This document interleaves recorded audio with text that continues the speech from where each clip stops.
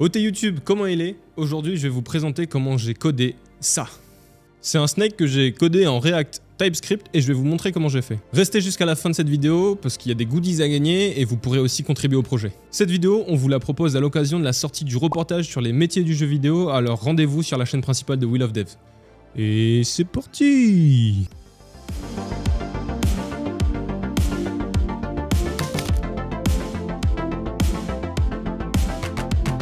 Avant de commencer le tuto, du coup, je vais juste vous présenter rapidement à quoi ressemble l'écran. C'est une page HTML toute simple, créée avec une application React rapidement. J'ai juste ajouté un canevas et le jeu est géré par un game engine que je vais vous présenter maintenant. Alors comme vous pouvez le voir, là sur mon écran, je suis sur le code du game engine. Ce game engine peut donc prendre n'importe quel jeu à partir du moment où il lui donne les bonnes fonctions et qu'il récupère les bonnes fonctions.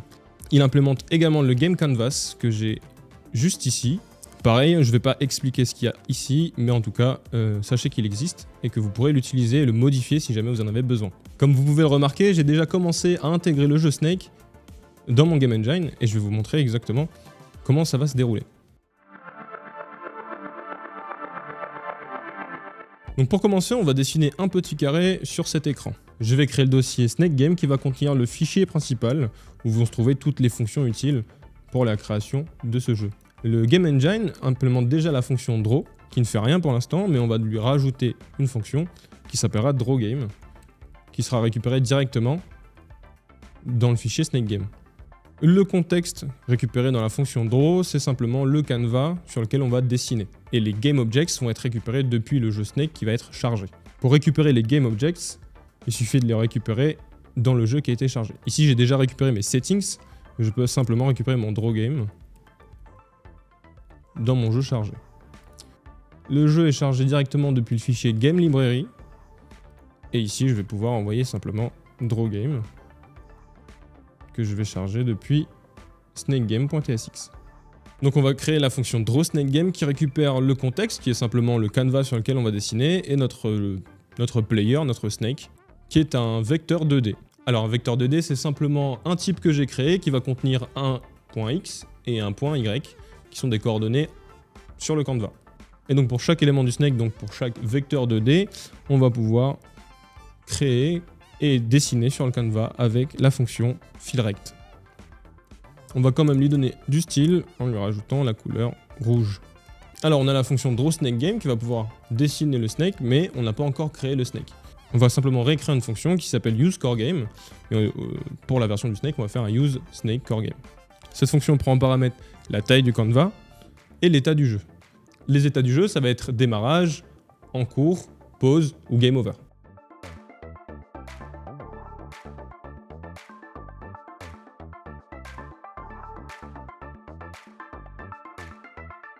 Dans ce composant, on va pouvoir mettre les fonctions et les objets qui nous seront utiles pour pouvoir les dessiner ou les utiliser par la suite. On va simplement créer en tout premier lieu notre joueur, notre serpent, en créant du coup simplement une liste de vecteurs ou un tableau de vecteurs.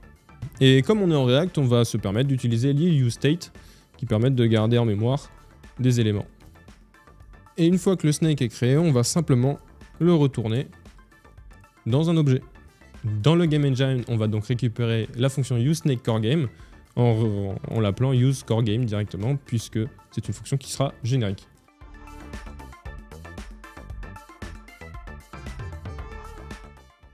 Et voilà, normalement, on devrait avoir notre petit point rouge dessiné en 0,0.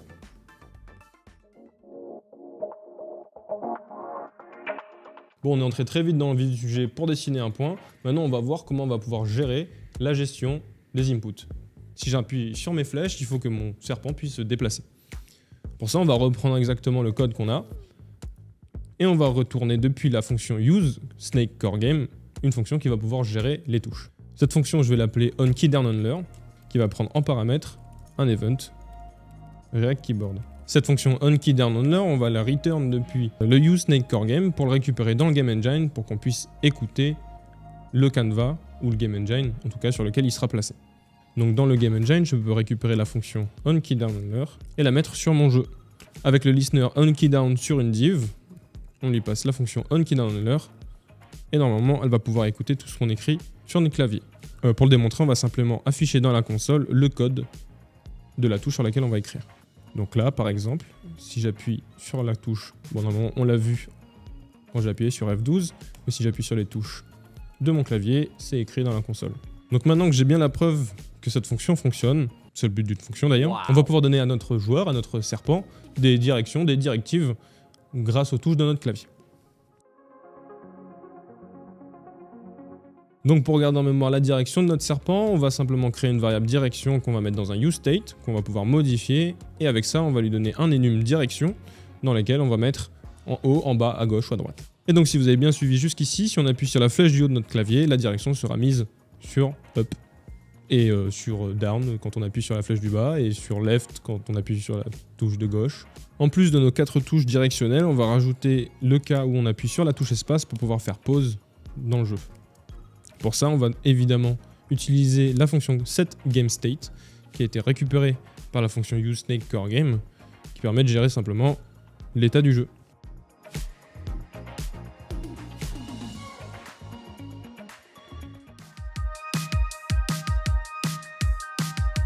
Donc maintenant, on va s'attaquer à la partie la plus longue de la création de ce jeu qui va être simplement les déplacements de notre serpent qui va devoir gérer les touches et se téléporter de gauche vers la droite. Si par exemple notre serpent va se déplacer vers la gauche et qu'il atteint le bord de l'écran, il va devoir le téléporter tout à droite pour qu'il continue son chemin. Pour ça, on va créer 2 fonctions. La première, ça va être pour créer le mouvement et la deuxième, ça va être pour gérer la téléportation du serpent. On va d'abord simplement faire les déplacements pour voir comment ça rend déjà. Donc on va créer la fonction createSnakeMovement. La fonction createSnakeMovement va renvoyer 4 fonctions différentes, une lorsqu'on se déplace vers le haut, l'autre vers le bas, vers la gauche et puis vers la droite, enfin bref, normalement vous avez compris. Les 4 fonctions vont énormément se ressembler, je vais vous en faire une seule et puis le reste, normalement vous allez comprendre comment ça marche. Donc pour se déplacer vers le haut, on va récupérer notre serpent qui est un tableau de vecteurs 2D ou une liste de vecteurs. Pour commencer, on va d'abord le copier pour ne pas écraser et modifier le serpent de base. Et on va récupérer ensuite la position de la tête du serpent. La tête du serpent, ça va être le dernier objet de notre tableau, puisque à chaque fois qu'on va l'agrandir, on va rajouter, un peu comme une stack, on va rajouter au fur et à mesure le corps du serpent. Ce qui va nous permettre d'enlever le tout premier élément du tableau pour pouvoir ensuite tout déplacer vers la direction qu'on veut. Donc on va utiliser la fonction Shift qui permet d'enlever le premier élément d'un tableau. Et on va retourner le nouvel objet avec la nouvelle position du premier élément.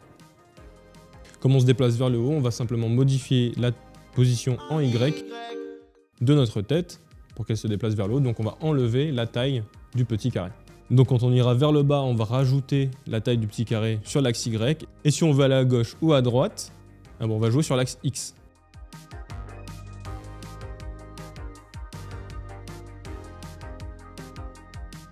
Ces 4 fonctions, une fois créées, on va les récupérer dans useSnakeCoreGame pour les utiliser ensuite. Donc const move up, move down, move left. I like to move it, I like to move it. Pour que le serpent puisse se déplacer, on va créer la fonction moveSnake qui est directement dans useSnakeCoreGame, qui n'aura pas besoin d'être appelée nulle part puisqu'elle va être appelée continuellement avec un setTimeout. On vérifie simplement au tout début si on est bien en train de jouer. Avant de déplacer notre serpent, on va vérifier que la case sur laquelle on va se déplacer, la direction dans laquelle on va, est possible d'accès. Pour ça, on va créer une copie de notre snake et on va simuler sa nouvelle position en fonction de la direction qui a été entrée précédemment. Donc ça veut dire que si on se déplace vers le haut, il ne faut pas que la tête du serpent en position Y soit inférieure à 0. Sinon ça veut dire qu'il sortirait du canevas et on ne pourra pas le dessiner. Donc on va vérifier simplement si snakehead.y est supérieur à 0. Maintenant qu'on a notre nouveau serpent avec ses nouvelles positions, on va l'assigner à notre ancien serpent et voir le mouvement apparaître. On va simplement vérifier s'il existe toujours. Et je vous l'avais dit un peu plus tôt, on va utiliser une intervalle pour pouvoir appeler cette fonction moveSnake toutes les x temps, tous les x ticks. Ici j'ai défini sur tous les 100 millisecondes. La fonction useInterval est une fonction que j'ai créée moi-même, qui est présente dans utils.ts, qui va simplement réutiliser la fonction setInterval avec quelques vérifications auparavant. Et résultat, ça marche. Et donc en fonction des touches sur lesquelles j'appuie sur mon clavier, le petit carré va se déplacer, tout simplement. On va quand même rajouter quelques vérifications sur le déplacement du serpent. Si on a un serpent de 5 de long qui se déplace vers la gauche, on est d'accord qu'il ne pourra pas se déplacer directement vers la droite. Il pourra aller uniquement vers le haut ou vers le bas. Maintenant qu'on a fait le mouvement, on va faire la téléportation exactement de la même manière qu'on a fait le mouvement. On va donc créer la fonction Teleport Snake qui va prendre en plus les tailles du canevas pour savoir quand est-ce qu'on arrive au bout, que ce soit en haut, en bas, à gauche ou à droite. On aura donc 4 fonctions, une qui va téléporter le serpent en haut, l'autre en bas, l'autre à gauche et l'autre à droite. En haut, en bas, à gauche, à droite, en haut, en bas. On fait une copie, on récupère la tête. On enlève la tête. Pour téléporter vers le haut, ça va être tout simple, on va simplement mettre le Y à 0.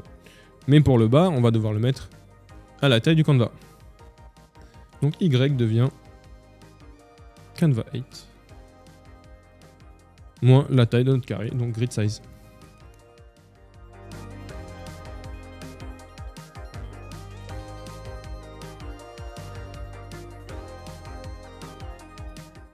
À l'instar de la fonction qui récupère les mouvements, on va récupérer les fonctions de téléportation et les utiliser lorsqu'on déplace notre serpent. On retourne maintenant sur la fonction moveSnake. On a déjà fait les vérifications si on peut se déplacer ou non. Et maintenant, au lieu de simplement empêcher le serpent de se déplacer, on va le téléporter à l'autre bout de la carte. Et normalement, si tout se passe bien, ça devrait fonctionner. Hop là. Ça marche pas tout. Et là, normalement, ça marche. Oui, ça marche. Donc maintenant, on va faire apparaître aléatoirement sur le canevas, sur la carte, des petits objets à ramasser, des petites nourritures pour que le serpent grandisse. On va gérer la nourriture et l'agrandissement du serpent. Donc pour ça, on va déjà créer un objet food, je vais l'appeler food, que je mets dans un useState. Je vais donc utiliser la fonction que j'ai créée qui s'appelle randomGridVector qui va me renvoyer une position aléatoire sur le canevas. Le seul problème qu'on a, c'est qu'au tout début du jeu, le canevas n'a ni largeur ni hauteur. Donc on va utiliser un useEffect qu'on va appeler au moment où le canevas va récupérer ses tailles. Une fois que la nourriture a été créée, il va falloir donc l'afficher, le dessiner. On va retourner dans la fonction drawSnakeGame et on va rajouter en plus de ça la nourriture à afficher. On va lui rajouter cette fois-ci la couleur verte pour le différencier de notre serpent. Et là, normalement, lorsqu'on démarre le jeu, on verra apparaître la première nourriture sur l'écran. Et voilà. Je suis un boss ou pas? Et maintenant qu'on a notre nourriture, on va pouvoir gérer lorsque le serpent va rentrer en collision avec la nourriture. Pour ça, j'ai déjà créé une fonction qui s'appelle onCollisionEnter2D. C'est un peu copié sur les fonctions d'Unity. Il va prendre en premier argument un objet et en deuxième argument les colliders, donc s'il entre en contact ou non. On va tout faire dans la fonction moveSnake, puisque c'est là où on va voir lorsque le serpent va se déplacer. Et puis surtout, ça va nous permettre de gérer lorsqu'il y aura un cas de game over. Donc on va d'abord vérifier si la nourriture existe, évidemment, et puis vérifier si notre serpent entre en collision avec notre nourriture. Donc l'objet, ça va être notre updated snake body, et les colliders vont être simplement les nourritures. On va vérifier si la nourriture existe, et puis si la tête de notre nouvel serpent entre en collision avec la nourriture. Là où les nourritures, de toute façon, on peut entrer en contact avec plusieurs éléments. Donc pour faire grandir notre serpent, on va simplement rajouter un élément à la position exacte de la nourriture. Et une fois que la nourriture a été mangée, on va redéfinir une nouvelle position aléatoire sur le canevas de notre nouvelle nourriture. Et donc si tout est bon normalement, on devrait faire grandir notre serpent à chaque fois qu'on va manger un élément. Et voilà.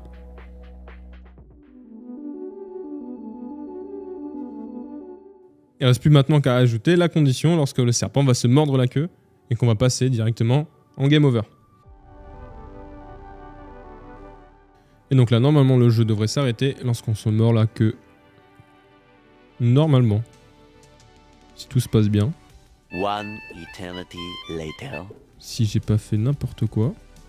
Et voilà, le jeu s'est arrêté. Bon, le plus gros est déjà fait. Ce qui va nous rester à mettre, ça va être les scores, qui va être très simple. C'est à chaque fois qu'on va manger de la nourriture, on va rajouter 1 point, ou 10 points, ou 100 points au score. Et surtout, gérer l'état du jeu. Pour le score, on va le créer dans la fonction useSnakeCoreGame et puis on va le return pour pouvoir l'utiliser directement dans le Game Engine. On va la récupérer donc ici. Et on va l'afficher ici. Tout comme les variables SnakeBody et Food, on va créer la variable score qu'on va mettre dans un useState. Et du coup, on va rajouter +1 au score à chaque fois qu'on va manger de la nourriture. Pour gérer l'état du jeu, on va simplement utiliser l'état de départ, c'est-à-dire le game state quand il vaut start. Et lorsqu'on appuie sur une des touches, on va le passer en mode running. Une fois que le serpent aura mordu sa queue, on sera en game over. Et lorsqu'on appuie sur espace, on passe de running à pause. Ça va, vous suivez?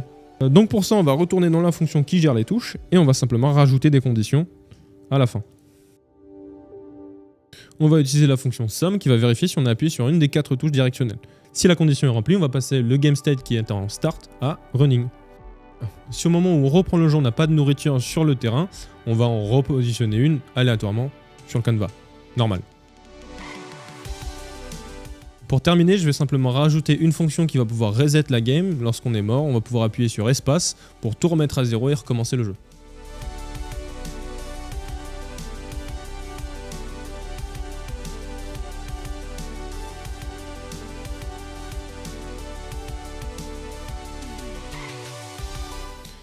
Et voilà, on a le score qui s'update bien, on a le serpent qui se déplace bien, qui mange bien.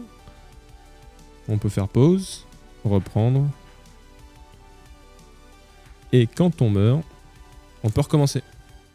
Et voilà, maintenant vous êtes prêts et prêtes à faire votre propre Snake ou même un autre jeu d'arcade du même style. Et vous savez quoi, le projet est même disponible sur GitHub, vous pouvez récupérer tous les fichiers et les utiliser, tout est dispo directement dans la description. Vous pourrez par exemple développer votre Pac-Man ou votre Space Invader ou encore le dinosaure de Google. Et si vous souhaitez jouer au Snake qu'on a codé ensemble, vous pouvez vous rendre sur wheelofdeath.com, il y a peut-être des goodies à gagner. On vous attend dans les commentaires pour nous faire vos retours de la vidéo, lâchez un petit like et n'oubliez pas de vous abonner à la chaîne. On retrouve ça ?